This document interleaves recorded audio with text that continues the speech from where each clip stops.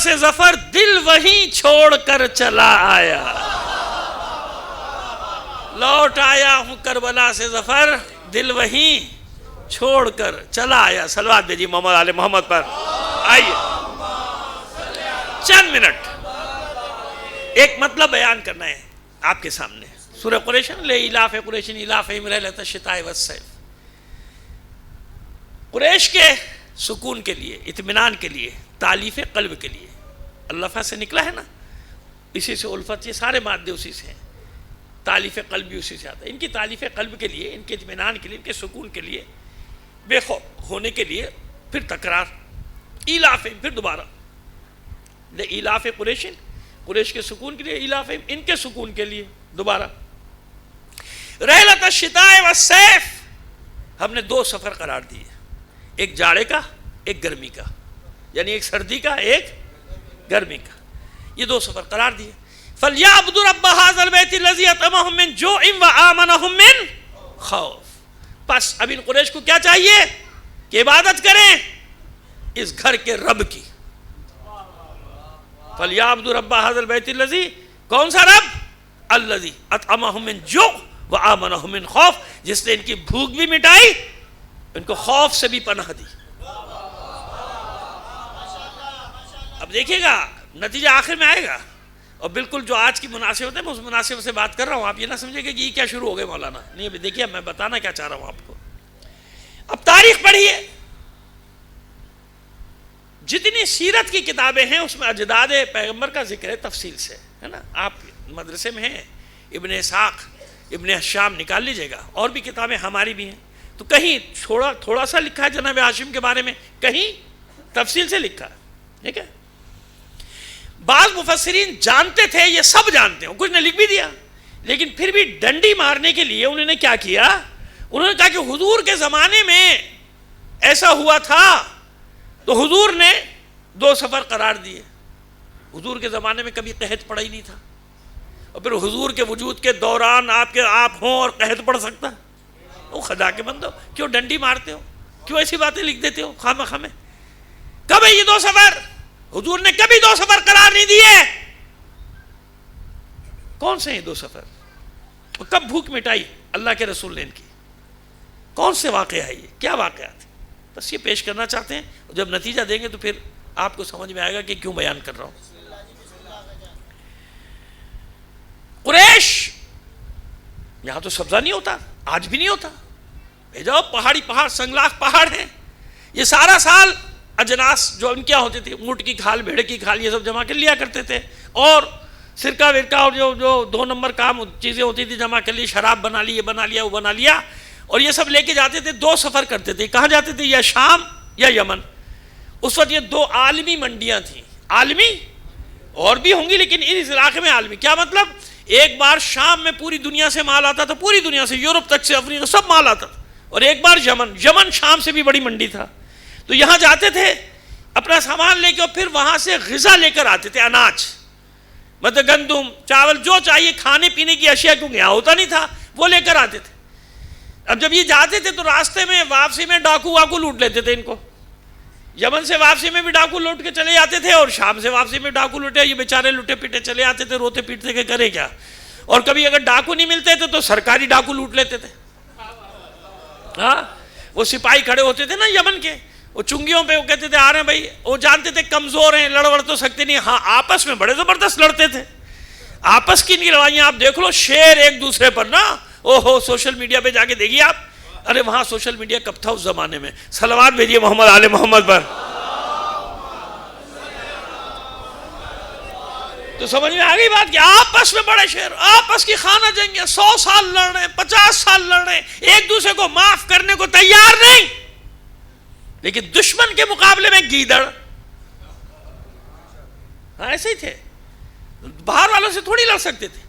اس لیے ان کی طرف کوئی توجہ ہی نہیں کرتا تھا کوئی حکومت، نہ قیصر نہ کسرا. کیا کریں گے؟ بالکل حقیر لوگ تھے، حقیر بنا دیا گیا تھا. کیا کریں؟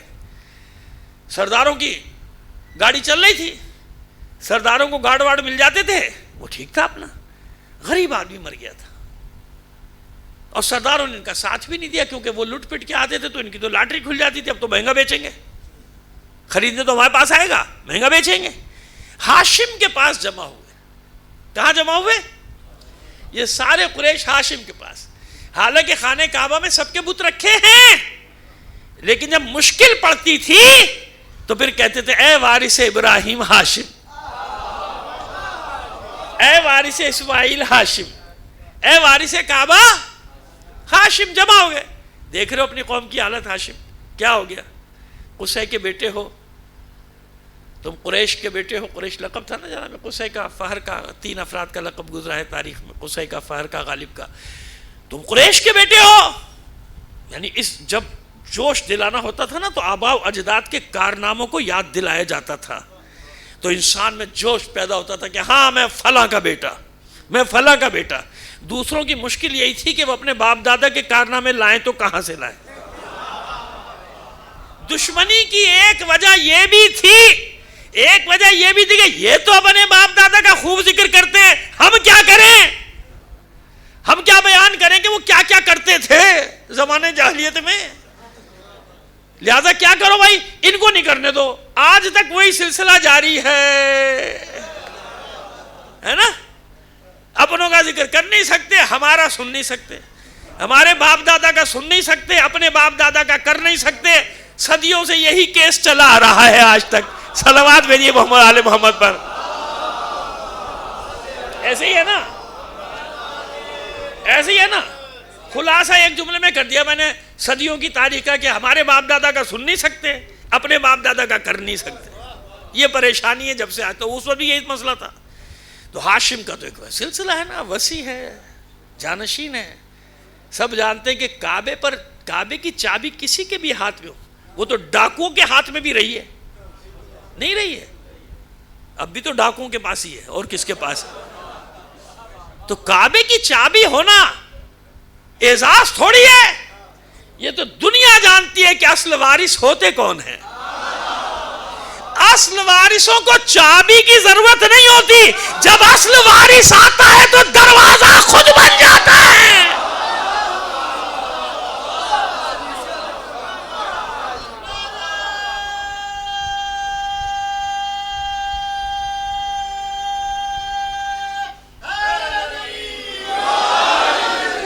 اصل وارث کو حجر اسود کو بوسہ دینے کی ضرورت نہیں ہوتی، حجر اسود پہچانتا ہے کہ اصل وارث کون ہے۔ لہذا سید سجاد حجر اسود کو بوسہ نہیں دیتے تھے، حجر اسود سید سجاد کے لبوں کو چوما کرتا تھا۔ سمجھ میں آئی بات؟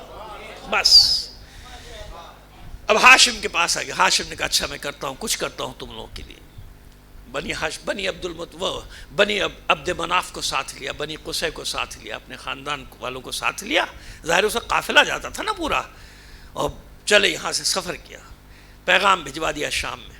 ظاہر ایک دوسرے سے رابطے تو ہوتے تھے نا۔ اب وہاں حاکم شام کو معلوم ہوا کہ ہاشم آ رہا ہے، ہاشم قصی کا بیٹا، عبد مناف کا بیٹا ہاشم آ رہا ہے۔ لہذا اس نے دستہ بھیجا استقبال کی، جاؤ احترام سے لے کر آؤ۔ کیوں؟ ہم اپنے پہچانے نہ پہچانے، دشمن ضرور پہچانتا ہے کہ حقیقت کیا ہے۔ لوگ تو جانتے ہیں نا، اگر یہ حقیقت نہ جانتے ہوتے تو مہدی سے لڑنے کے لیے لشکر تیار نہ ہو رہا ہوتا۔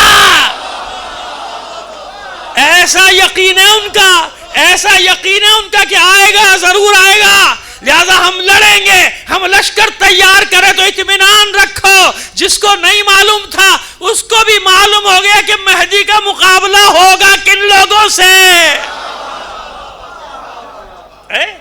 چلیے اب یہ تو چلتے رہیں گے، جملے بیچ میں آتے رہیں گے، آپ کو بیان کرتا رہوں گا۔ تو جناب وہ بڑے احترام سے ہاشم کو لایا گیا، اور دربار میں جب داخل ہوئے تو کھڑا ہو گیا حاکم شام۔ کس کے؟ یادگار ابراہیم آ رہا ہے۔ جانتے تھے جناب ابراہیم پر تو سب کا عقیدہ تھا نا، اور آج بھی یہ جانتے ہیں نا آپ، یہودیوں عیسائیوں سب، کیونکہ جناب ابراہیم سب کے بابا آدم ہیں، سب کے، کیونکہ جناب ابراہیم کی اولاد جناب اسحاق، انہی کی اولاد جناب اسماعیل، انہی کی اولاد جناب عیسیٰ علیہ السلام، ہے نا، انہی کی اولاد میں جناب یعقوب، جناب یوسف، جناب یعقوب یعنی جن کا بنی اسرائیل، جن کا اسرائیل لقب تھا، ان کے بیٹے بنی اسرائیل کے، تو سب ان کا جناب ابراہیم تک تو سب ہے نا، سب کا ہے سلسلہ۔ جناب ابراہیم وارث ابراہیم آ رہا ہے، یادگار ابراہیم آ رہا ہے، استقبال کیا، پاس بٹھایا، کہ یہ کیسے آنا ہوا، کیا کام ہے، کیا حاجت ہے، بتائیے مجھے. تو فوراً ہاشم نے کہا میرا اپنا کوئی کام نہیں ہے. درباروں میں جب جاؤ، میٹنگوں میں جب جاؤ تو اصول یاد رکھو. قوم کی نمائندگی کرنے جا رہے ہو، قوم کی بات کرو، اپنی پرچیاں نہ لے کے جاؤ جیب میں.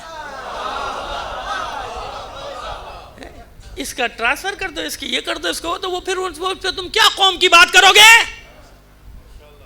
جب اپنے کام کراؤ گے اور بڑے خوش ہوتے ہیں، فوٹو لگ رہا ہے میرا، میں مل لیا ڈی سی سے، پتہ نہیں کس سے مل لیا، ڈی سی سے مل لیا، کائے سے مل لیا، تو کیا اس کا اعزاز، پتہ نہیں کیا اس کو آر پھول لگ گئے.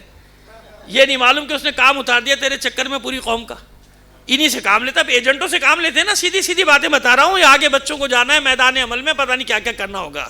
بڑے مشکل مرحلے ہیں، 40-45 سال سے بھگت رہے نا، ہمیں معلوم ہے کیا کیا ہوتا ہے، کیسے کیسے لوگ جا کے وہاں کیا کیا کرتے ہیں، اور بھگتنی پھر سب کو پڑتی ہے. خیر، ہاشم نے پہلے مرحلے میں بتا دیا نہیں میرا اپنا کوئی کام نہیں ہے، لیکن ہاں میری قوم کا کام لے کر آیا ہوں. کہا بتائیے ہاشم کیا کام ہے؟ کہا دیکھ تو جانتا ہے بادیہ نشین لوگ ہیں، ہم وادیوں میں رہنے والے لوگ ہیں، ہمارے اکثر لوگ صحراؤں میں رہتے ہیں، ہم پہاڑوں کے درمیان رہتے ہیں، ہمارے یہاں سبزہ نہیں ہوتا، ہمارے یہاں پانی نہیں ہوتا، ہمیں بارش کے پانی پہ گزارا کرنا پڑتا ہے.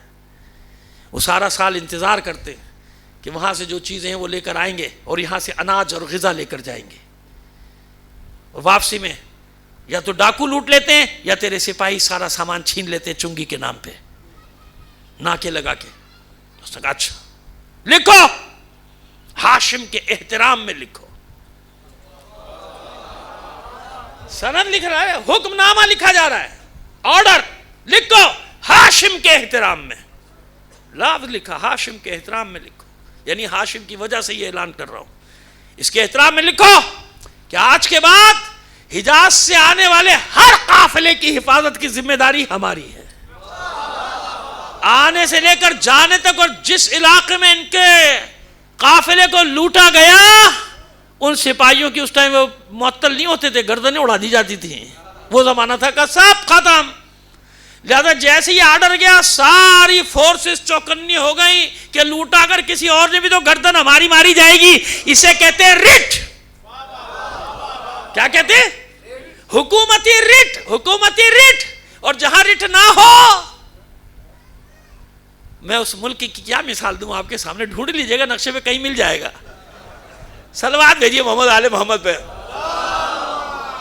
کان پک گئے، کان پک گئے. 40 سال ہو گئے سن 82 سے سنتے سنتے آہنی ہاتھ آہنی ہاتھ آہنی ہاتھ. نہ معلوم کام مر گیا وہ آہنی ہاتھ. بنا بھی کبھی کے نہیں بنا. آہنی ہاتھ سے نپٹیں گے، آہنی ہاتھ سے نپٹیں گے، دہشت گردوں سے نپٹیں گے. وہ دہشت گردی نہیں پٹ رہے ہیں ابھی تک تو تم سے. صلوات بھیجیے محمد آل محمد پر. ثانیہ ہوا نہیں تو بیان آنے شروع ہو گئے سب بلونگڑوں کے، وزیروں کے، ان کے سارے. ہم یہ کر دیں گے، ہم وہ کر دیں گے. اور خود ہی سرپرستی بھی کر رہے ہو، خود ہی ایک مسلک کے حوالے کرنے کی سازشیں کر رہے ہو. بنایا کسی نے، بیٹھ گیا کوئی اور آ کے. ایسے ہی ہے نا. گلستاں کو لہو کی ضرورت پڑی، سب سے پہلے ہی گردن ہماری کٹی. پھر بھی کہتے ہیں ہم سے یہ اہل چمن، یہ چمن ہے ہمارا، تمہارا نہیں. تمہارے باپ کا پاکستان ہے، ہمارے باپ دادا نے بنایا تھا، ہمارے ٹکڑوں پہ پلے تھے، تنخواہیں دینے کو نہیں تھی تمہارے پاس. ہمارے اجداد نے تنخواہیں دے کے تمہیں پالا. انہیں کیا پتا تھا کہ وہ سانپوں کو پال رہے ہیں، یہ سانپ جب بڑے ہوں گے ہمیں ڈسنا شروع کر دیں گے. انہیں کیا پتا تھا؟ اس حبیب سیٹھ کو کیا معلوم تھا؟ اس راجہ صاحب محمود آباد کو کیا معلوم تھا؟ جن کو تنخواہیں دے رہے ہیں، جن کو پال پوس کے جوان کر رہے ہیں، یہ کل ہمارے بچوں کو ڈسیں گے. آج ایک مسلکی بنانے کی کوشش کر رہے ہو، سازش کر رہے ہو. خیر کہاں بات چلے گی محفل سے، دیکھیے اچانک ہی بھول گیا تھا. صلوات بھیجیے محمد آل محمد پر. ہوا لہذا ریٹ قائم کر دی، سند لکھوائی، پہنچے مکے، جمع کیا قوم کو خانہ کعبہ میں، مسجد الحرام کے صحن میں. لو بھائی یہ آ گیا، اطمینان سے جاؤ. یہ سفر ہے تمہارا سردی کا، سردی میں جاؤ، یہ سفر میں قرار دیتا ہوں، جاؤ گے کوئی مسئلہ نہیں، یہاں سے جاؤ آؤ، وہ تمہاری حفاظت کریں گے جو تمہیں لوٹتے تھے، جو تمہیں لوٹتے تھے وہ تمہاری حفاظت کریں گے۔ خوش ہو گئی قوم کا ایک سفر رہ گیا یمن کا رہ گیا، یمن کا سفر کیا اپنے خاندان کے جوانوں کو لے کر۔ یمن میں یہی صورتحال، جیسے یمن کے بادشاہ کو پتا چلا کہ کوئی ابو نہیں آ رہا، ابو لہب نہیں آ رہا، ابو جہل نہیں آ رہا، اور بھی پتہ نہیں کتنے ابو تھے، صلوات بھیجیے محمد آل محمد پر۔ بھائی ان دو کا نام تو لے سکتے ہیں نا، ابھی لے سکتے ہیں، ابو جہل کو بھی جو مرضی کہو، ابو لہب کو جو مرضی کہو، یہ الگ بات کہ تھوڑے دن بعد ان کا بھی کوئی رشتہ دار پیدا ہو جائے، وہ آ کے کھڑا ہو جائے، خبردار میرے پردادے کو اس نے کہا FIR کاٹو، میرا جو شجرہ ہے وہ ابو جہل سے مل رہا ہے، تو ابھی خیریت ہے، ابھی آپ ان کو کہہ سکتے ہو۔ صلوات بھیجیے محمد آل محمد پر، ہے نا؟ تو ابھی ان کا کوئی رشتہ دار پیدا نہیں ہوا، یہی ہوا استقبال کے لیے دستہ بھیجا، جاؤ ہاشم آ رہا ہے، پرانے تعلقات ہیں میرے قصے سے، میری ملاقات ہے قصے سے۔ اس زمانے میں یمن میں بھی ہاشم کے باپ دادا اجداد وہاں رہتے، وہ پورا ایک سلسلہ تھا جو میں انصار حسینی میں بیان کر چکے کہ کہاں کہاں سے یمن سے کون کون آیا تھا اور کس زمانے میں یمن میں جا کے آباد ہوا تھا، رشتہ داریاں تھی وہاں، لہذا فورا استقبال، دربار میں بلایا بٹھایا۔ ہاشم کیسے آنا ہوا کہ دیکھ اپنی قوم کا سوال لے کر آیا ہوں۔ کیا ہوا کہ میری قوم مشکلات میں ہے، وہ تیرے یہاں آتے ہیں لٹ جاتے ہیں، فاقے کرتے ہیں، قرضے لیتے ہیں سرداروں کے، اور سردار ان قرضوں کے بدلے میں انہیں اپنا غلام بنا دیتے ہیں۔ یہ ہوتا تھا پہلے زمانے میں، قرضہ دیا جاتا تھا، نہیں آجو بھی غلام کنیزی میں، اور بعض لوگ تو بھوک کے آتوں مجبور ہو کے خود ہی چلے جاتے تھے غلامی میں کہ بھائی ہمیں بس 2 وقت کی روٹی دے دینا، ہمارے بچے سب تمہاری غلامی میں۔ یہ سسٹم تھا، کبھی آپ اس کو پڑھیں گے غلامی کے سسٹم کو تو آپ کو معلوم ہوگا کہ غلامی کا سسٹم بنا کیسے تھا۔ ایسے غلامی کا سسٹم رواج پاتا تھا، بھوک کے ہاتھوں مجبور ہو جاتے تھے لوگ، یا بچوں کو بیچ دیتے تھے کہ لو بھی بچے خرید لو ہمارے اپنے غلام، وہ تو اس وقت تو ظاہر نوکر تو نہیں ہوتے تھے، غلامی ہوتی تھی، یا غلام یا کنیزیں بنا دیا جاتا تھا۔ آج والا سسٹم تو نہیں ہے کہ آپ نے نوکر رکھ لیا، وہ غلامی کا نظام تھا، ایک پورے دنیا میں راج تھا۔ اب جناب وہاں کہ یہ ایسے مسئلہ ہے، کہا کوئی مسئلہ نہیں ہاشم، آپ آئے ہیں نا تو آپ کا احترام مجھ پہ لازم ہے، آپ کے آباء و اجداد کے ساتھ میرے تعلقات رہیں، میرے آباء و اجداد کے تعلقات ان کے ساتھ رہیں، آپ کے آباء و اجداد کے ساتھ، اور پھر یہ میرے لیے کتنا بڑا اعزاز ہے کہ آج وارث ابراہیم و اسماعیل خود چل کے میرے پاس آیا ہے۔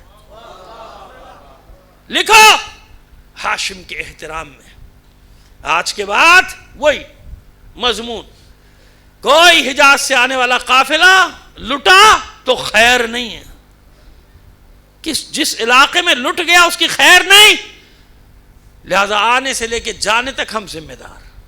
آئے کھڑے ہوئے، اعلان کیا 2 سفر تمہارے لیے سیرت کی کتابوں میں پڑھ لیجئے گا، 2 سفر قرار دیتا ہوں، ایک جاڑے کا، ایک گرمی کا، یعنی ایک سردی کا، ایک گرمی کا۔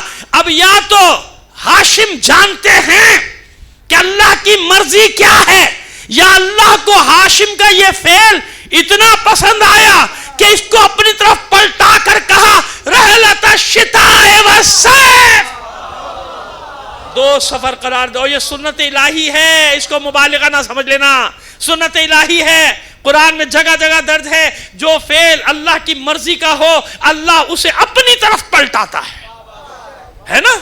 پہلے بھی کئی بار کہیں پڑھا ہے، چلیے آپ کے سامنے نہیں پڑھا ہوگا، بتا دیتا ہوں، وَمَا رَمَيْتَ إِذْ رَمَيْتَ وَلَكِنَّ اللَّهَ رَمَى۔ حبیب جب آپ نے کنکریاں ماری تو آپ تھوڑی مار رہے تھے، ہم مار رہے تھے، سمجھ میں آئی بات؟ حالانکہ اللہ جسم و جسمانیات نہیں رکھتا ہے نا، لیکن ہم نے ماری۔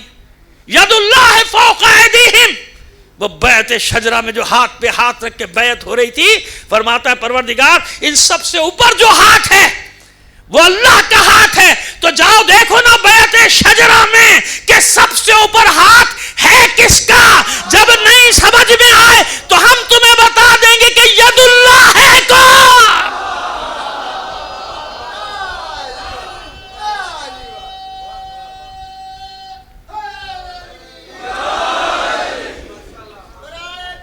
بیٹا پانی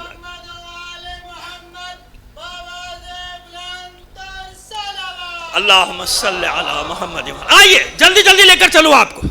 اب معلوم ہو گیا رحلت الشتاء والصیف جیسے سورہ فیل کیا ہاتھی کے فضائل میں آئی ہے؟ کس کی فضیلت ہے اس میں؟ ہاتھی کی ہے. سورہ علم تری کیف فعل ربک ابابیل کی فضیلت ہے؟ نہیں. ابابیل تو لشکر ہے اللہ کا. نہیں.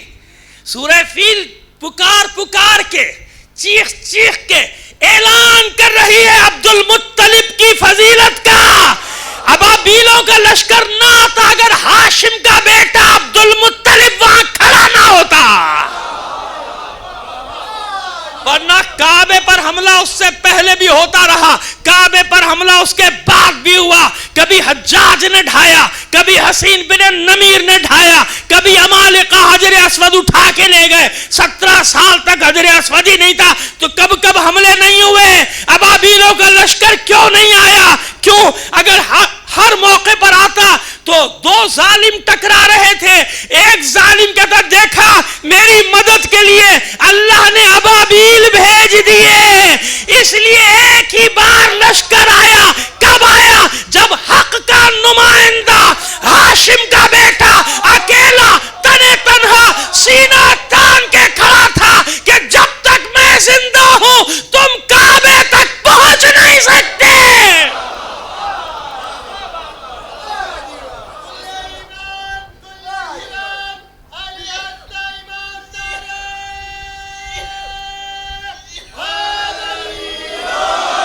اب سنیں, اب وہ زمانہ ہے جب قحط پڑا. اب قحط پڑا. جناب ہاشم کا نام ہاشم نہیں ہے. سمجھ میں آئی بات؟ امتحان نہیں لے رہا آپ کا, لیکن ظاہر بہت ساری باتیں ہمیں بھی عین وقت پہ یاد دیتی. تو ہاشم کا اصل نام کیا ہے؟ امرو. کیا نام ہے؟ امرو العلا, بلندی سے لقب تھا. امرو سید البطحاء, امرو قمر البطحاء, یہ سارے القابات تھے. امرو امرو. ہاشم کیسے بنا کہ لوگ اصلی نام ہی بھول گئے؟ اصلی نام ہے, ہاں نام بھول گئے, نہیں یاد تو جب تک بتاؤ نہیں. اب ہاشم ہاشم ہاشم ہے نا. کب بنا ہاشم؟ قحط پڑا. یہ وہ زمانہ ہے قحط پڑا. حضور کے زمانے میں کیسے قحط پڑے گا؟ وہ رحمت للعالمین کا وجود ہو اور قحط پڑ جائے. عجب عاشق ہو تم, عجیب قسم کے عاشق. تمہیں اتنی اہمیت نہیں معلوم کہ حضور کا وجود ہو تو قحط نہیں پڑ سکتا. کیسے پڑ سکتا؟ مجال ہے زمین کی کہ اناج نہ اگے. میں ایسے تھوڑی کہہ رہا, تاریخی بات کہہ رہا ہوں نا. جب آخری محمد آئے گا تو کیا ہوگا؟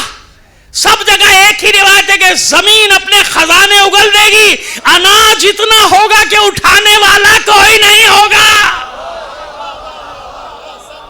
تو ایسا کیسے ہوگا کہ رحمت للعالمین کا وجود ہو اور قحط پڑ جائے؟ کیسے قحط پڑ سکتا ہے؟ نہیں, یہ قحط پڑا تھا ہاشم کے زمانے میں. اور کیا ہوا؟ ذخیرہ اندوز میدان میں آ گئے. سب نے سرداروں نے گودام میں بھر لیا, آٹا واٹا سب گندم جو تھے سب بھر دیا. اور اب بیچارے لوگ پریشان. اب وہ 2 روپے والی روٹی مثال کے طور پہ سمجھا رہا ہوں 50 روپے کی ہو گئی. کہاں جائے بیچارہ غریب آدمی؟ خدا کی لعنت ہو ان ذخیرہ اندوزوں پر. اس پہ اللہ, رسول, انبیاء, اوصیاء, ائمہ, ان سب نے لعنتیں بھیجی. کیوں؟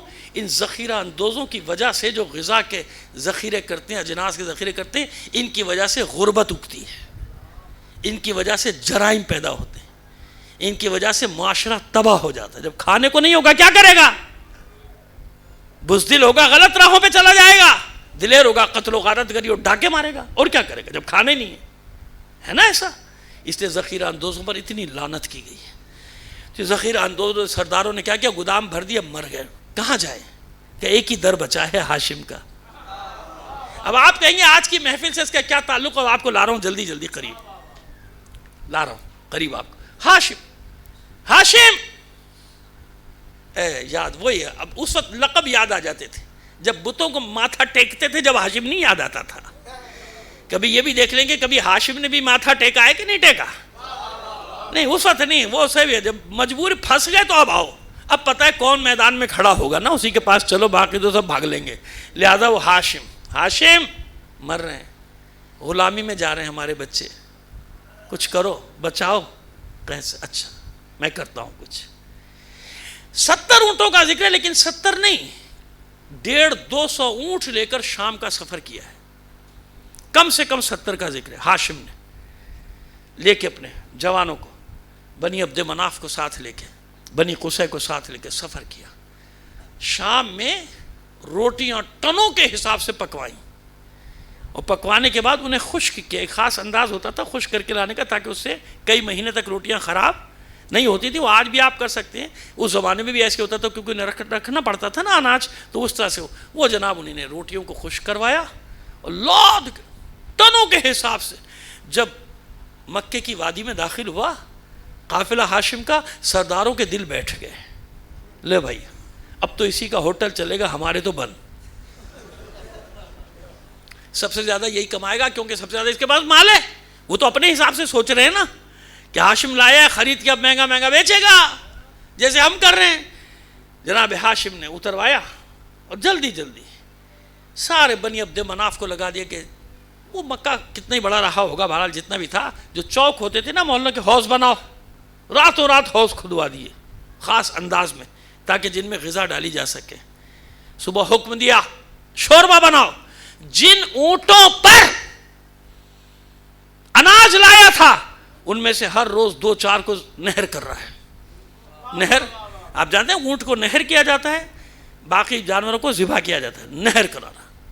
اب لوگ پریشان کہ لو بھیا قورمہ تیار اونٹ کا, اور روٹیاں رکھ کے. اب اس کے بعد شان سے نکلے, دوش پہ ابا ہے, ابراہیم کا امامہ, اسماعیل کا صافہ کمر میں بندھا ہوا, ابراہیم کا عصا, تلوار حمائل. ایک جناب ہاشم کے ایک عجیب حسن بھی تو لکھا ہے نا تاریخوں میں, وجیح و شکیل. یعنی لوگوں کی نظریں ایسے جم جاتی تھی جب جو ہاشم کو دیکھتے تھے, اور شکل سے بعض قیافہ شناس پہچانتے تھے کہ یہ ہاشم ہے. حسن سے پہچانتے تھے ہاشم کا, ایسا وجیح و شکیل. جب نکلنے کے بعد مسند بچھا دی گئی حوض کے پاس جس میں شوربہ ہے. اب اس میں روٹیاں توڑ کے ڈالنے کا حکم ہوا, اس میں ڈالو, اور خود بھی روٹیاں گھٹنے پہ توڑ رہے, توڑ کے ڈال. اعلان کر دو پورے مکے میں لنگر کھل گیا ہے.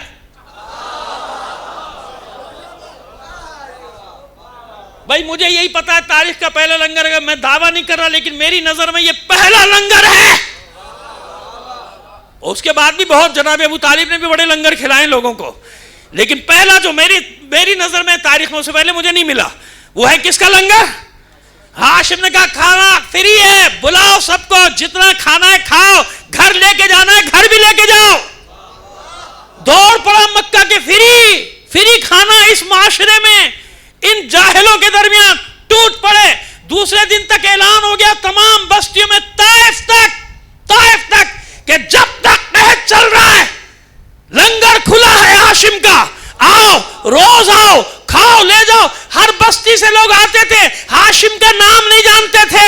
امر و رام ہے نا, نام تھوڑی معلوم تھا, بس یہ معلوم تھا کہ صبح ایک شخص آئے گا وجیح و شکیل, اپنی مسند پہ بیٹھے گا, گھٹنے پہ روٹیاں, سخت روٹیاں توڑنا شروع کرے گا, شوربے میں ڈالنا شروع کرے گا, اور پھر کھانا کھلے گا. اس توڑنے کو کہتے ہیں حشم. کیا کہتے ہیں؟ 2 حشم یاد رکھنا بچوں, کل کو کوئی لغت لے کے آ جائے, حشم کے معنی تو کچھ اور ہیں. ایک ہے حشم, جاہو حشم ہے نا, حلوے والی ہے, عربی جو تجوید پڑھتے ہیں ان کو معلوم ہے نا. اس حشم کا معنی ہے شان و شوکت, جیسے جاہو حشم. جاہو حشم کس کا ہے؟ تو یہ جاہو حشم جو بھی میں نے بھی لفظ استعمال کیا ایک شعر میں, تو یہ جاہو حشم سے کیا مراد ہے؟ شان و شوکت. اور ایک ہے چھوٹی ہے, سمجھ گیا؟ اس کے ساتھ ہے حشم, وہ الگ, وہ حشم ہے, اس کا معنی کیا ہے؟ جاہو حشم, شان و شوکت ہے نا. اور اس حشم کا معنی ہے توڑنا. کیا معنی ہے؟ توڑنا. یہ جو چھوٹی ہے, جو ہاتھی جس سے لکھتے ہے نا, ہاتھی والی ہے الگ ہے اور حشم والی ہے الگ. تو اس ہاتھی والی ہے سے جو حشم ہے نا, اس کا معنی کیا ہے؟ توڑنا. تو بس وہ آتے تھے کہ جب یہ توڑنے, اچھا اب دیکھیے طلبہ بیٹھے ہیں, تو توڑنے والے کو کیا کہیں گے؟ اس میں فائل کیا بنا؟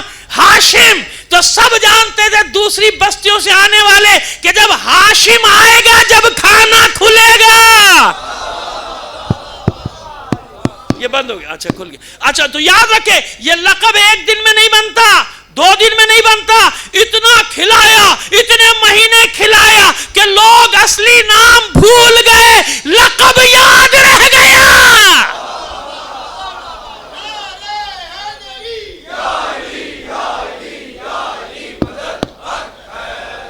اب سمجھ میں آیا؟ ہاشم اس نے بتایا کہ بچوں کی معلومات میں بھی ایک تاریخ ہے، بس ختم کیا۔ اب کیوں میں نے یہ سب ذکر کیا؟ میں نے صرف 2 کارنامے بتائے بس۔ کیا ہے یہ ہاشم؟ اتنی بڑی ہستی ہے ہاشم کہ اللہ کا رسول جب اپنا فخر بیان کرتا تھا تو جانتے کیا کہتا تھا؟ میں ہاشم کا بیٹا ہوں۔ حالانکہ وہ نہ رسول ہے نہ امام، لیکن کیونکہ پوری دنیا عرب جانتی تھی کہ ہاشم کون، اس کی ہیبت کیا، اس کی بہادری کیا، اس کا حسن کیا، اس کا رحم و کرم کیا، اس کی سخاوت کیا، جتنی صفات حسنہ تھی اللہ نے جمع کر دی تھی ہاشم کے ذات میں، لہذا اس لیے رسول اپنے آپ کو ہاشمی کہا کرتے تھے، میں ہاشمی ہوں۔ اور علی، کوئی تو بات ہے نا بنی، کوئی تو بات ہے ہاشم میں کہ علی بھی فخر سے کہتے تھے میں روئے زمین پہ پہلا نجیب الطرفین ہاشمی ہوں، میرا باپ بھی ہاشمی، میری ماں بھی ہاشمیہ۔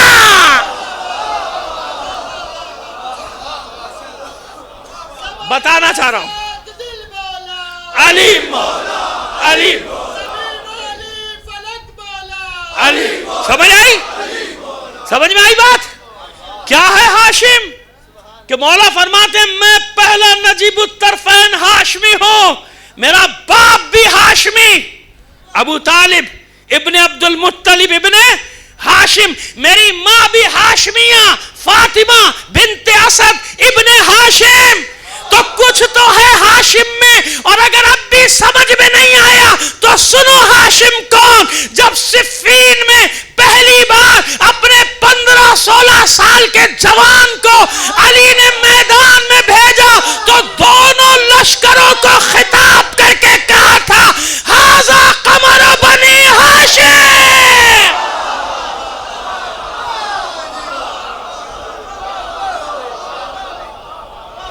اس لیے میں نے اتنی محنت کی۔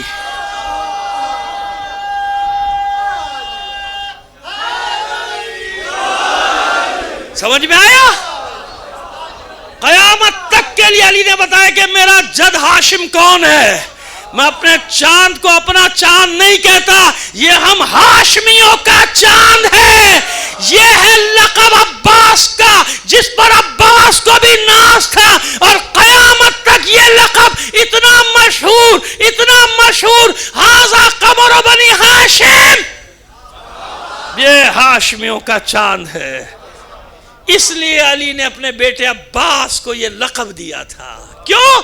ہاشم کا حسن، ہاشم کی ہیبت، ہاشم کا جلال، ہاشم کا کرم، ہاشم کا جود، ہاشم کا حسن، یہ سب جمع تھا علی کے بیٹے عباس میں۔ بس 2 جملے اور سن لیجئے، اور میں نے آپ کے ختم کر دیا آپ کی ذمتوں کو، سن لیجئے 2 جملے اور۔ جب آئے تھے نا جناب عباس، خبر ملی تھی مولا کو، مسجد میں تھے، تو دوڑتے ہوئے تو میں نہیں کہہ سکتا کیونکہ معصوم کے وقار کے خلاف ہے، وقار کے اس کا عظمت ہو، ہاں لیکن تیز تیز قدم، جیسے حسین کی خبر سن کے حضور تیز تیز قدم بڑھاتے ہوئے آئے تھے نا، اور جیسے مولا کے آنے کی خبر سن کے بھی آپ تیز تیز قدموں کے ساتھ آتے۔ علی تیز تیز قدموں سے، کیوں؟ منتوں مرادوں والا ہے نا۔ خدا کے بندو، جس سے دنیا اپنی مرادیں مانگتی ہے نا، اس کا نام ہے علی۔ علی کی مراد کا نام ہے عباس، علی کی مراد کا نام ہے نا۔ کتنا اہتمام کیا تھا، تیز تیز قدم اٹھا، آغوش میں لے لیا اپنے بچے کو، لیکن ماں گھبرائی ہوئی تھی، جناب فاطمہ کلابیہ گھبرائی ہوئی تھی۔ کہے ام البنین گھبرا کیوں رہی ہو، پریشان کیوں؟ کہ مولا یہ آ تو گیا جس کا آپ کو انتظار ہے، لیکن میں اس لیے گھبرائی ہوئی ہوں کہ اس میں زندگی کے آثار نہیں ہیں۔ کیا مطلب زندگی کے آثار نہیں؟ میرا بچہ حیات ہے۔ کہا نہیں، بچہ دنیا میں آتا ہے تو روتا ہے نا، آواز سناتا ہے۔ زندگی کی علامت کیا ہے؟ گریا گریا گریا۔ اگر بچہ دنیا میں پیدا ہو نہ روئے تو وہیں پہ لیڈی ڈاکٹر ہو یا نرس ہو تھپڑ مارتی ہے اتنے سے بچے کو تاکہ روئے. سمجھ آئی بات؟ کیونکہ جب تک روئے گا نہیں زندہ نہیں ہے. سمجھ میں آگئی بات؟ گریا زندگی کی علامت ہے. جیسا والی میرے سید و سردار یہ رویا نہیں, آواز اس نے غذا بھی طلب نہیں کی اور اس نے ابھی تک آنکھیں بھی نہیں کھولی ہیں. تو ماں پریشان نہیں ہوگی؟ پریشان ہوگی نا ماں. کہ بلاؤ, مسکرا کے کہا حسین کو بلاؤ. اب ابھی حسین نے منصب امامت تو نہیں سنبھالا ہے نا, تو میں جناب سید الشہداء کے لیے کہہ سکتا ہوں, جو لکھا ہے وہ پڑھ سکتا ہوں کہ حسین دوڑتے ہوئے آئے. کیونکہ انتظار تو حسین کو بھی ہے نا, انتظار کرے نا حسین کہ وہ آنے والا آئے گا. آئے, بابا میرے بھائی کو مجھے دے دیجئے. علی نے بھی مسکرا کے بلایا, اسی لیے تھا لو یہ امانت تمہارے حوالے. ادھر حسین نے آغوش میں لیا, ادھر عباس نے آنکھیں کھول دی. آنکھیں کھول دی. اب میں تو اتنا ہی کہہ سکتا ہوں, لیکن میرا گمان ہے اور یقیناً صحیح ہوگا کہ صرف آنکھیں کھولی نہیں ہوں گی بلکہ مسکرا کے دیکھا بھی ہوگا. خیر جناب آنکھیں کھول دی, اور رونے والا تو ہے نہیں, بچہ روئے گا کیسے. اور غذا بھی ملی. کیوں؟ لسان امامت دہن مبارک عباس میں گئی, اور عباس نے پہلی غذا کیا لی؟ حسین کی لسان مبارک کو چوسا ہے. جیسے علی کی گرہ کیسے کھلی تھی؟ جب علی نے لسان مبارک رسالت مآب اپنے دہن مبارک میں لی تھی. سمجھ میں آ گئی بات؟ بس یہ آ گیا, کہیں آ گیا. دیکھو آنکھیں کھولی. یہ وہ اعزاز ہے جس کے لیے عباس ہمیشہ کہتے تھے کہ میں نے جب آنکھ کھولی تھی تو اپنے مولا کو دیکھا ہے, بس میں نے اور کسی کو نہیں دیکھا. تو اب مجھے بتائیے کیا حال ہوگا خوشی کا سب کی؟ ثانیہ زہرا کی خوشی کا عالم کیا ہوگا؟ یہ بچپنا نہیں ہے کسی کا, یاد رکھیے گا. وہ اکثر ہمارے پڑھنے والے پڑھ جاتے ہیں, چھوٹے تھی زینب اور وہ یوں تھا اور یوں تھا. بچپن کا کوئی واقعہ نہیں ہے. جب جناب عباس سلام اللہ علیہ السلام جب تشریف لائے ہیں تو جناب سید الشہداء 22-23 سال بڑے ہیں. کتنے بڑے؟ اور پھر اسی سے ایک سال کم کر لیجئے. تو ثانیہ زہرا کم سے کم 20 سال بڑی ہیں, ورنہ 22 سال بڑی ہیں جناب عباس. تو کہتے ہیں جناب زینب کے بچپن کا واقعہ سنا دیتے ہیں کہ میرا بچپن تھا اور میں یوں عورتیں مجھ سے کہہ رہی تھیں تو میں اپنے بھائی عباس کو ایسے کہ جیسے دونوں ساتھ آپ, ایسا تھوڑی ہے. کون ہے؟ بس آخری جملہ سن لیجئے اور محفل میں نے اپنی طرف سے نہیں, میرا بیان کا حصہ ختم ہوتا ہے. بس یہ وہ ہے جس کے جھولے کو شبیر ہلاتا رہا. کیا ہے یہ عباس؟ جس کا جھولا حسین جھلا رہا ہے, جس کا جھولا حسن جھلا رہا ہے, جس کا جھولا ثانیہ زہرا جھلا رہی ہے, جس کا جھولا ام کلثوم شبیر جھلاتے تھے عباس کے جھولے کو. یہ میرے دوست محمد علی وفا حیدرآباد دکن کے شاعر, یہ میں نے سنا بھی 25-30 سال پہلے تھا, پورا کلام یاد ہے مگر 2 شعر پڑھ کے ختم کرتے ہیں بات کو. شبیر جھلاتے تھے عباس کے جھولے کو, عباس جھلاتے ہیں جھولا علی اکبر کا. شبیر جھلاتے تھے عباس کے جھولے کو, عباس جھلاتے ہیں جھولا علی اکبر کا. اور گر اذن وغا ملتا کفار کا یہ لشکر, گر اذن وغا ملتا کفار کا یہ لشکر, عباس کا آدھا تھا آدھا علی اکبر کا.